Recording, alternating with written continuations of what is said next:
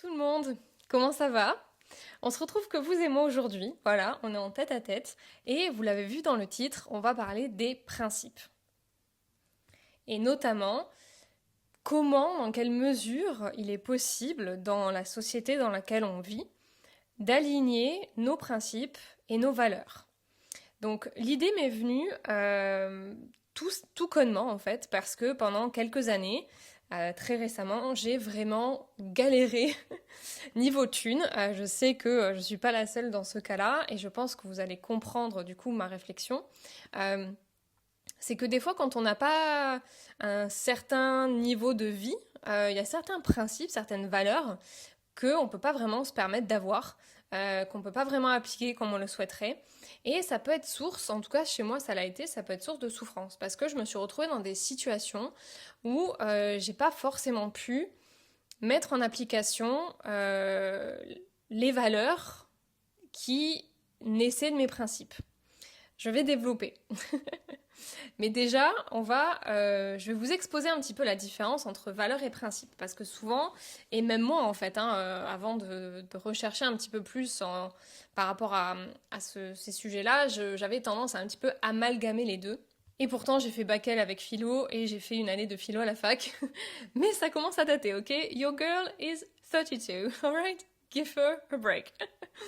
Donc, du coup, les valeurs. Sortez vos petits crayons, vos petits calepins si vous voulez noter des mots-clés. Donc une valeur, en fait, c'est une croyance ou une conviction, en fait, qui est fondamentale, vraiment fondamentale, ça c'est un mot important, qui va déterminer, en fait, ce qui est important, justement, ou digne de respect pour quelqu'un, enfin selon quelqu'un ou dans une société. Voilà. Les valeurs, en fait, c'est des concepts abstraits, en fait, mais qui vont refléter, en fait, ce que l'on considère comme bon ou mauvais, juste ou injuste.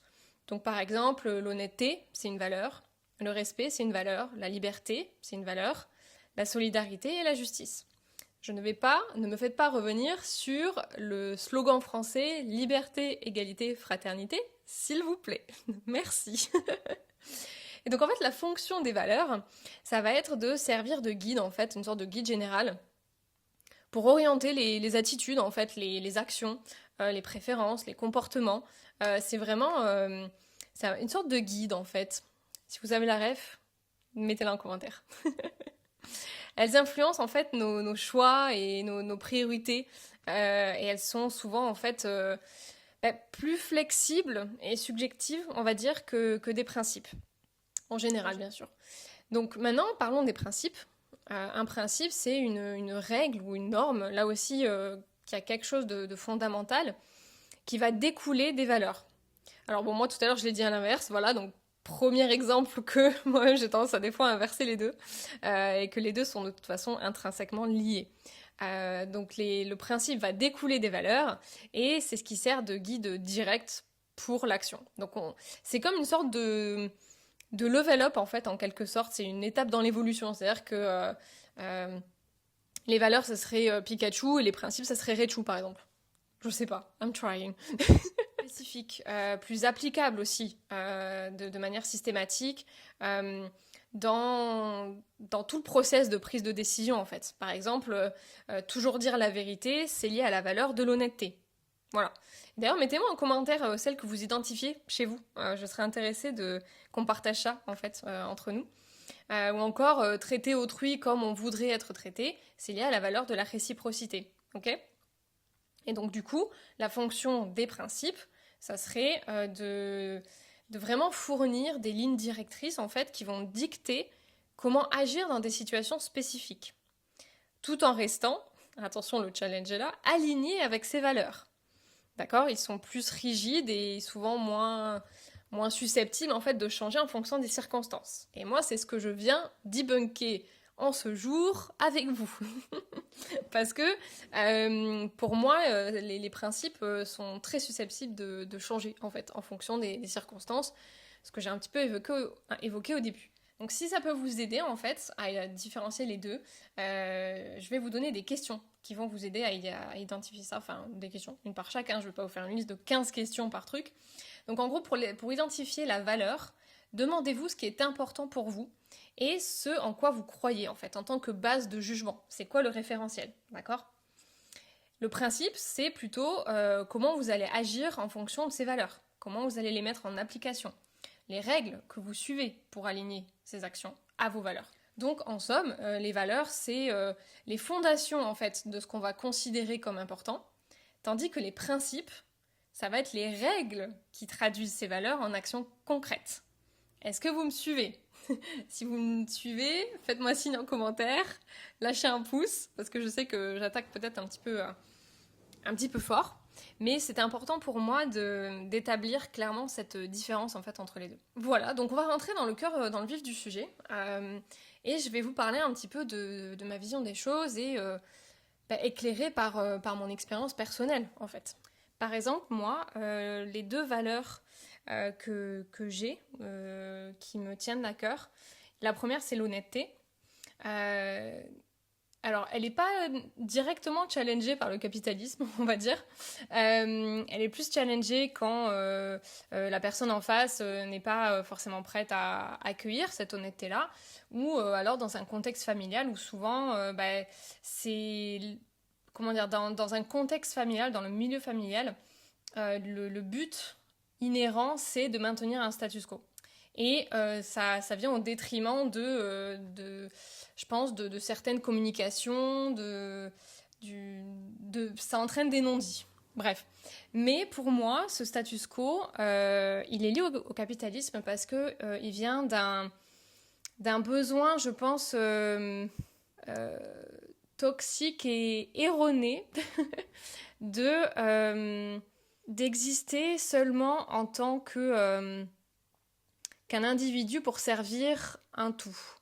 Je m'explique. Parce que ça peut sonner aussi un petit peu communiste en fait, maintenant que j'y pense, mais c'est pas vraiment ça. C'est-à-dire que, et je vais pas partir non plus trop sur la famille parce que je vais faire un hors-sujet sinon, mais on en fera un podcast, soyez-en sûrs. C'est que dans la société dans laquelle on vit et dans le contexte familial, quand des individualités se démarquent trop, ça vient questionner d'autres personnes qui veulent pas se poser des questions. Et du coup, très vite, ces individus-là peuvent être catégorisés comme des personnes qui font des caprices, qui font chier le monde pour rien, des têtes de cons, quoi, voilà, ou je sais pas, des sortes de whistleblowers aussi, comme on pourrait dire peut-être, blowers. Donc il y a des contextes, si vous voulez, dans lesquels l'honnêteté absolue ne peut pas être mise en pratique. Je pense que des fois l'honnêteté telle qu'elle ferait plus de bien que de mal. Hein. Je pense que, à titre personnel, les non-dits créaient plus de traumas et de traumas psychiques et de traumas physiques même que de vraiment en parler. Bref, une autre de mes valeurs, c'est de pouvoir respecter l'environnement et l'humain, le vivant au mieux. Mais là aussi, c'est challengeant parce que c'est pas toujours possible en fait d'agir en ce sens. Moi, quand j'étais en galère de thunes, que ce soit en France ou à l'étranger, ça s'est ramifié sur énormément de... Enfin, ça a totalement remis en question ma grille en fait d'application de mes valeurs. Même l'honnêteté, d'ailleurs, tout connement, parce que y a plein de fois où j'étais invitée à des endroits, mais je voulais pas être un poids financier pour les gens. Et donc, au lieu de dire que non, je peux pas, j'ai pas d'argent, enfin, ça m'arrivait de le dire aux personnes avec lesquelles j'étais à l'aise et qui étaient au courant de ma situation. Mais en dehors de ce cercle-là, très restreint, au demeurant, je disais juste que que j'étais pas dispo, que je pouvais pas, ou alors que je me sentais pas bien. Enfin, ça m'a forcé un petit peu à bafouer justement cette honnêteté-là. Tout comme dans d'autres contextes, effectivement, cette honnêteté est remise en question parce que ça... Comment dire ? Par honnêteté, j'entends de pouvoir exprimer sa vérité authentiquement. D'accord ? Et aussi pareil pour sa pensée, dans la limite du respect de la personne en face. Ceci étant dit, y a des fois où poser ses limites relève de l'authenticité, et même très souvent, et c'est pas toujours possible. Donnez-moi des exemples, parce que je sais que j'en oublie, mais c'est toujours beaucoup plus facile à dire qu'à appliquer. Moi, il y a eu des moments où, justement, parce que j'étais en difficulté financière, je ne m'autorisais pas à poser certaines limites, parce que j'étais tributaire d'une tierce personne financièrement, ce qui était un enfer mental pour moi, mais je devais prioriser. Et donc du coup, ça m'a poussée dans ces retranchements-là. C'était pas du tout agréable, mais si vous voulez, dans des contextes de survie, que ce soit de la survie financière, de la survie émotionnelle ou mentale, ou des fois tout à la fois, et ben on priorise, notre système entier, notre corps, notre psyché vont prioriser certaines choses et pas d'autres. Et clairement, il y a des valeurs, des principes qui vont passer à la trappe, parce que ça prend trop d'énergie ou trop de ressources, en fait, même de façon générale, qui ne sont pas à disposition à ce moment-là. Et donc justement, pour revenir sur cette notion de respecter l'environnement, moi, de façon générale, dans mon quotidien, c'est vraiment une ligne, c'est une valeur fondamentale. Voilà, j'en parlais tout à l'heure. Et pour moi, ça se traduit par acheter des recharges au lieu que toujours acheter des bidons, par exemple. Utiliser des produits qui sont efficaces, mais pas non plus trop toxiques pour l'environnement. Sauf quand il s'agit de nuisibles. Là, bon, pour le coup, honnêtement, je suis désolée. Moi, les nuisibles du genre moustique ou cafard, je n'ai aucune pitié. Pour moi, je suis désolée, Dieu, la source, il s'est planté. Ce sont des choses qui ne devraient pas exister, même si elles ont leur place dans la chaîne alimentaire. Je refuse, je n'accepte pas, mon cœur est fermé. Voilà. C'est ce qui est paradoxal en soi, je l'entends totalement. L'autre aspect pour respecter l'environnement, ça va être par exemple déjà, j'ai pas de télé. Donc ça consomme un peu moins aussi. Et ça joue aussi, alors ça c'est une valeur, on va dire, qui est aussi liée à mon bien-être propre, c'est que j'en ai pas le besoin, mais je trouve que c'est une pierre deux coups, quoi. Voilà. Pour les lessives aussi, par exemple, ou alors acheter des choses en verre plutôt qu'en plastique, pouvoir acheter du bio et ou du local, plutôt du local d'ailleurs, je pense que c'est mieux à choisir, moi je préférais le local en général. Ou alors pouvoir acheter en gros plutôt que par exemple acheter du riz voilà, dans des sachets en papier craft qu'on peut recycler plutôt que de toujours acheter du riz dans un emballage plastique.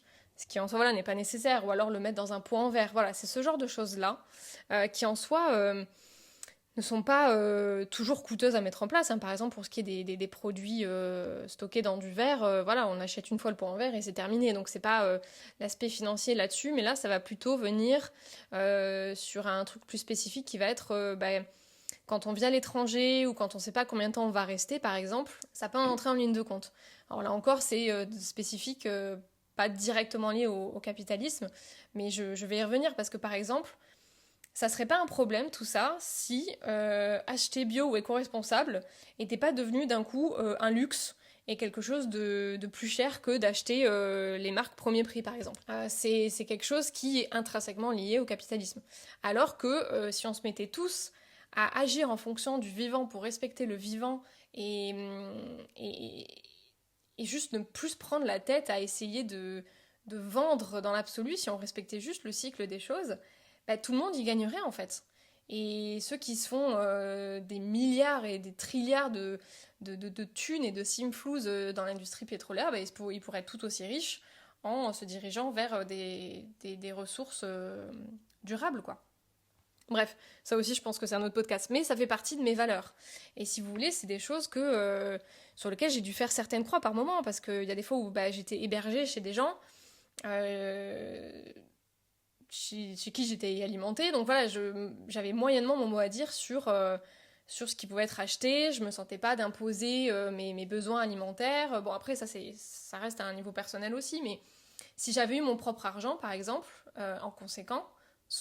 de façon conséquente, ça aurait pas été un problème. Je me serais acheté ce dont moi j'avais besoin.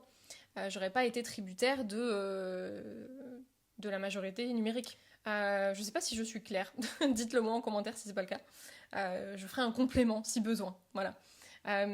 Si on continue aussi du coup dans cette lignée un petit peu bien-être, il y a tout le côté santé en fait où moi je vais préférer plutôt prendre des compléments alimentaires ou trouver des solutions alternatives que directement me diriger vers des ressources chimiques quoi.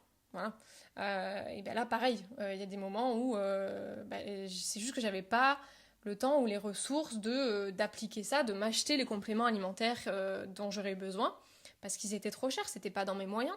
Ou alors combien de fois aussi j'ai pas pu me permettre d'aller voir un médecin parce que je n'avais pas les moyens. Et ça aussi, c'est venu bafouer des valeurs et des principes, parce que moi, j'ai en valeur aussi de prendre soin de soi, c'est une priorité. Bon, là aussi, c'est toujours compliqué de le mettre en place de façon absolue, mais ça reste une de mes lignes directrices, en fait. Ça fait partie de mon guide, comme on mentionnait au début. D'accord. Pour prendre soin de soi, pour moi, c'est une priorité parce que on est le premier contact, le premier point de contact avec le reste du monde. Donc si on ne prend pas soin de soi à un niveau physique, émotionnel, mental et tout ça, eh bien, on va droit dans le mur en fait, et au final on dessert tout le monde, et à commencer par soi. Sauf que, une fois encore, on ne vit pas du tout dans une société qui facilite ce genre de démarche, et ça devient challengeant dès qu'il y a quelque chose qui nous met en marge en fait. Et là en l'occurrence, le manque de ressources financières notamment. Après il y a eu aussi de ce qui s'est mélangé dans mon cas, et qui est vraiment du coup très personnel, ça a été la question de la santé mentale et du burn-out. Donc ça c'est ma prérogative, hein, comme dirait Britney. C'est des moments où en fait on est tellement dans la survie mentale, dans la fatigue mentale, que maintenir des principes, des valeurs, même ça en devient épuisant en fait. Je vais essayer de vous trouver un exemple. Ok, un exemple assez trivial, mais qui du coup je pense va être accessible. J'aime bien regarder des choses quand même de qualité. Bon après avec l'entertainment aussi, par exemple Deadpool, je vais adorer regarder ça. Hein. Mais voilà, des trucs comme par exemple, je sais pas moi, sur Netflix, des sortes de télé-réalité un peu cheap, mais ma foi, qui ont quelque chose de... Enfin, tu poses ton cerveau, quoi. Voilà, on le sait, en fait. Hein, en France, on avait les anges de la télé-réalité. Je dis on avait parce que je sais pas s'ils existent encore. Là, sur Netflix, il y a Too Hot to Handle ou des choses comme ça. Que j'ai toujours regardé avec un côté anthropologique, études anthropologiques et sociétales. Et aussi un petit peu de détente, hein, ça c'est sûr. Mais c'est vrai que pendant les moments où ça a été compliqué pour moi, j'ai plus regardé ces contenus-là. Parce que justement, je pouvais poser mon cerveau, et mon cerveau il était déjà tellement en PLS que c'était à peu près tout ce que je pouvais ingurgiter, quoi. Je pouvais plus me regarder mes secrets d'histoire de 2 heures comme j'aimais bien regarder, quoi. Donc, alors pareil, c'est des problèmes minimes, mais qui, à la longue, viennent d'un mal-être et le perdurent, le maintiennent en fait au final. Ouais, j'ai ça comme exemple. Je suis sûre que je pourrais en avoir plein d'autres, évidemment, je les oublie. J'aurais dû faire la liste. J'ai écrit les grandes lignes Faut savoir, je scripte peu mes podcasts. Je marque les grandes lignes et après, hop, I'm winging it. Impro quasi total.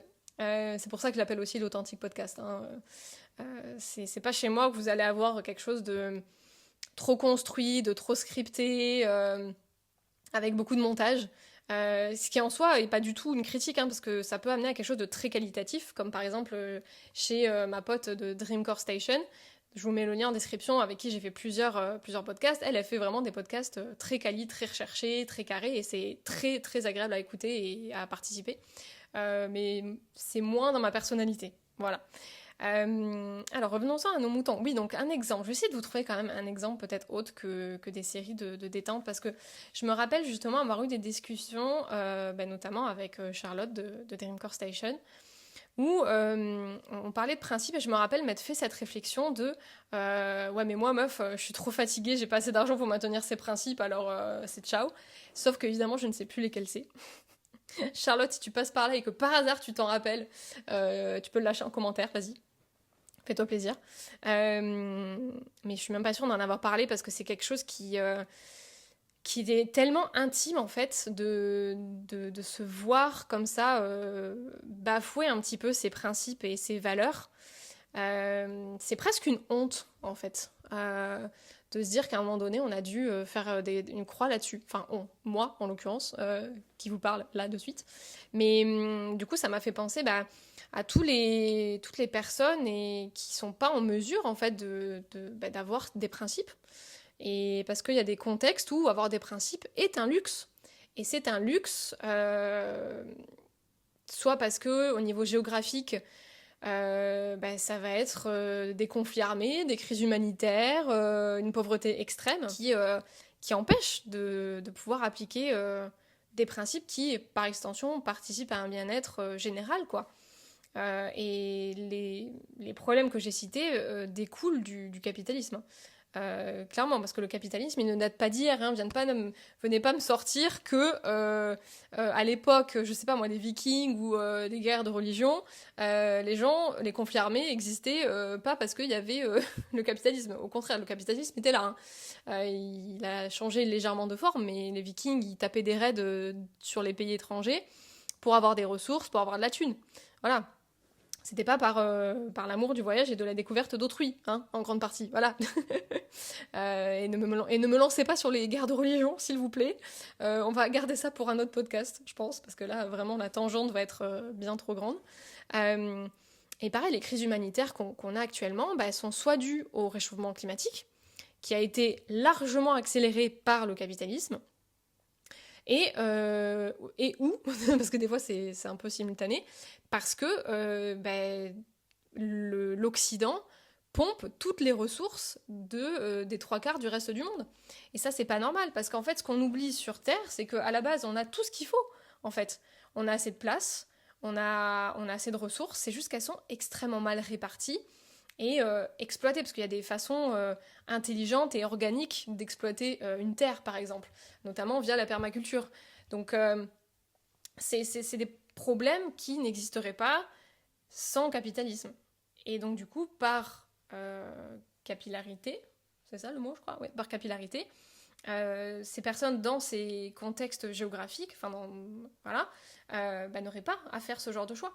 Et même là, en fait, ce que je dis, c'est limite aussi débunkable, parce que même en Occident, on a quand même des sans domicile fixe, qui peut-être que avant d'être dans cette situation extrême, peut-être avec des principes, je sais pas, peut-être qu'ils étaient végétariens. Vous voyez l'idée, c'est-à-dire que quand t'es dans la rue et que tu t'es pas sûr de ton prochain repas, alors j'ai pas...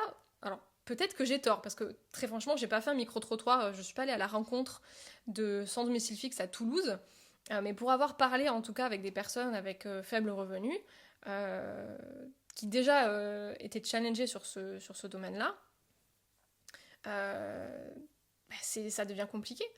Parce que, alors certes, alors attendez, là encore c'est une niche, parce que quand on est végétarien, voire même végétalien, ça...